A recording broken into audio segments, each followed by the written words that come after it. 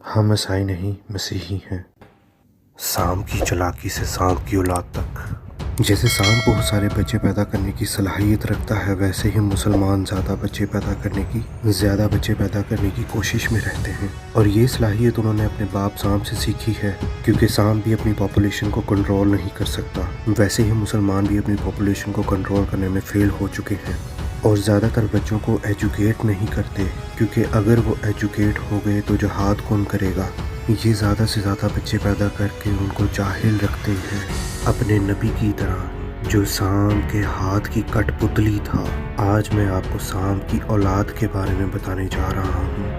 آج میں آپ کو بتانے جا رہا ہوں مسلمانوں کی ونشاولی کے بارے میں، کہ کیسے مسلمان قائن کی ونشاولی سے تعلق رکھتے ہیں، اور قائن کو بائبل سام کی اولاد کہتی ہے۔ میرے ساتھ دیکھیے پہلا یوحنا 3 باب اس کی 12 آیت۔ اور قائن کی مانند نہ بنو جو اس دشٹ سے تھا جس نے اپنے بھائی کو قتل کیا۔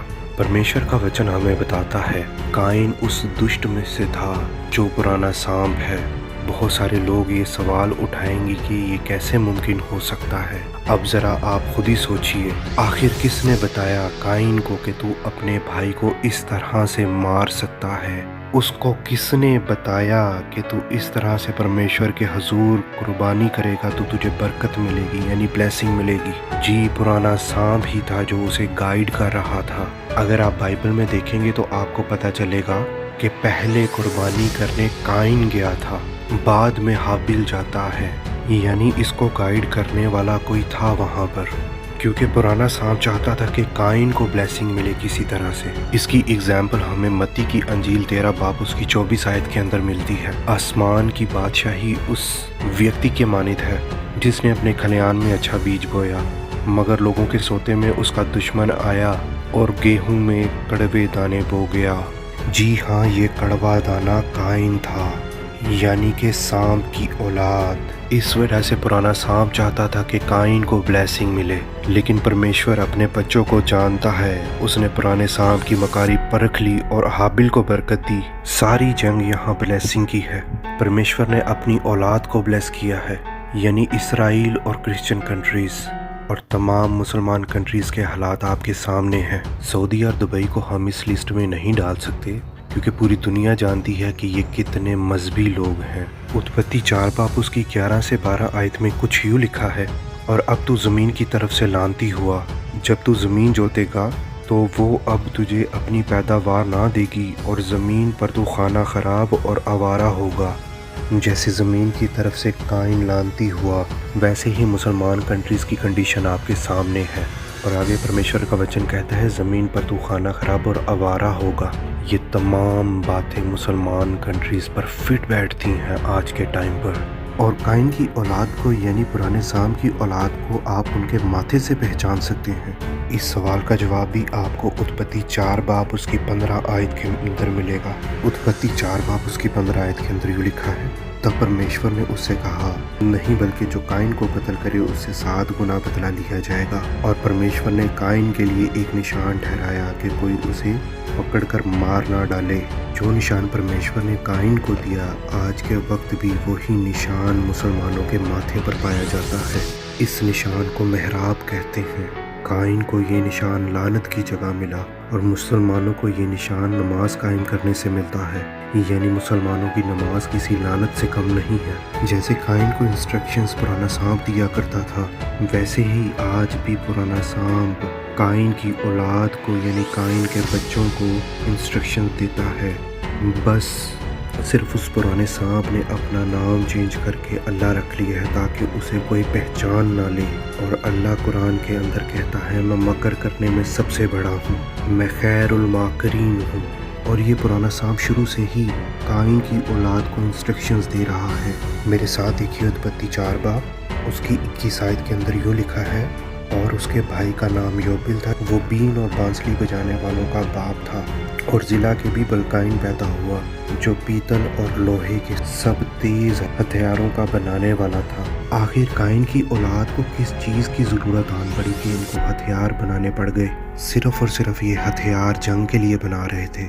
جیسے پرانے سانپ نے آسمان پر 1/3 فرشتوں کو اپنے ساتھ ملا کر جنگ کی، وہی سکلز وہ قائن کی اولاد کو دے رہا تھا۔ اس نے اپنی جنگی اور میوزیکل سکلز اپنی اولاد یعنی قائن کی اولاد کو دی، اور آج کے دور میں آپ کو تیز دھار والا ہتھیار کس جھنڈے کے اوپر ملتا ہے؟ جی یہ جھنڈا سعودی عربیہ کا ہے۔ کچھ پوائنٹ کلیئر کرنے سے آپ کو اتنا پتہ چل گیا ہوگا کہ یہ قائن کی اولاد ہے، مسلمان قائن کی اولاد ہے، اسماعیل کی اولاد نہیں ہے۔ آپ میں سے بہت سارے لوگ یہ سوچ رہے ہوں گے کہ نوح کے جل پرلے کے وقت قائن کی ساری ونشاولی ختم ہو گئی تھی، تو یہ مسلمان کیسے قائن کی ونشاولی ہو سکتے ہیں؟ ایکچوئل میں یہ پرانے سانپ کی روح یعنی جس کو ہم بیڈ اسپرٹ اور اینٹی کرائسٹ اسپرٹ کہتے ہیں، اور جیسے کہ ہم سب جانتے ہیں کہ روح ختم نہیں ہو سکتی، روح مر نہیں سکتی، اس لیے یہ روح قائن سے حام پر آ گئی جو نوح کا بیٹا تھا، اور ایسے ہی چلتے چلتے یہ روح یعنی اینٹی کرائسٹ کی روح محمد پر آ گئی، اور محمد نے انسانوں سے وہی ٹرن اپ کروایا جو شیطان یعنی پرانا سانپ انسانوں سے کروانا چاہتا تھا۔ اس نے انسان کے چہرے کو بدل کر رکھ دیا۔ یہ چہرہ یشو کا نہیں ہے، یہ چہرہ آپ کا اور میرا ہے۔ اگر یشو ہمارے لیے نہ مرتا تو آج یہ چہرہ آپ کا اور میرا ہونا تھا، اور پرمیشور یشو نے صلیب پر چڑھ کر یہ ثابت کر دیا کہ میں تم سے بہت پیار کرتا ہوں۔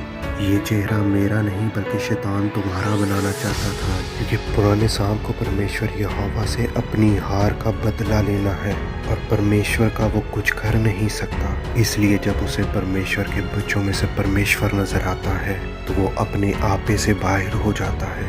آپ خود سوچئے کہ جس پرمیشور نے انسان کو اپنے ہاتھوں سے بنایا، وہ کیسے دوسرے انسان کو یہ حکم دے سکتا ہے کہ ان انسانوں کے خلاف جہاد کرو، مسیحیوں کے خلاف جہاد کرو، یہودیوں کے خلاف جہاد کرو، اور ان کی بیویوں کو لونڈیاں بنا لو، قید کر لو، اور ان کے مردوں کو مار دو، اور ان کی بیویوں کو سیکس سلیو بنا لو۔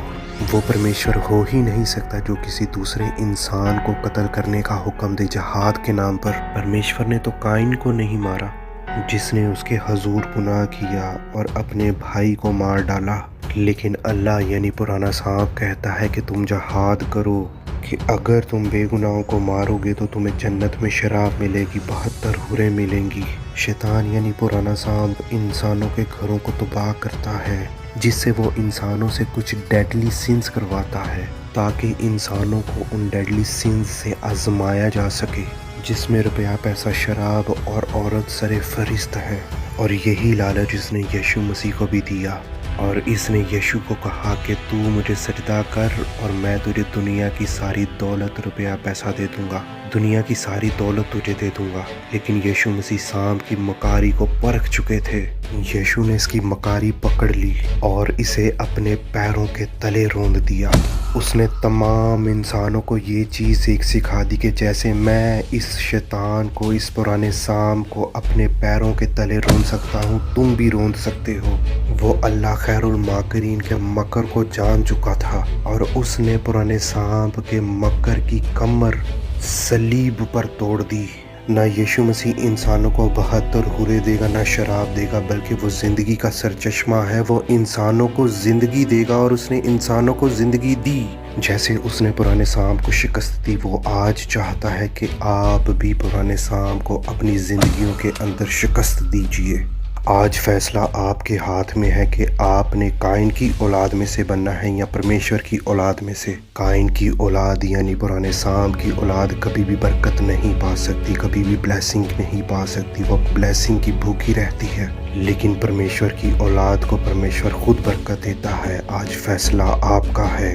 آپ کو ہماری یہ ویڈیو پسند آئی ہے تو چینل کو سبسکرائب کیجئے، ویڈیو کو لائک کیجئے اور شیئر کیجئے زیادہ سے زیادہ، تاکہ پرمیشور کا وچن زیادہ سے زیادہ دنیا میں پھیل سکے، اور اس کی بادشاہی جیسے آسمان پر ہے اور ویسے ہی زمین پر بھی پوری ہو سکے۔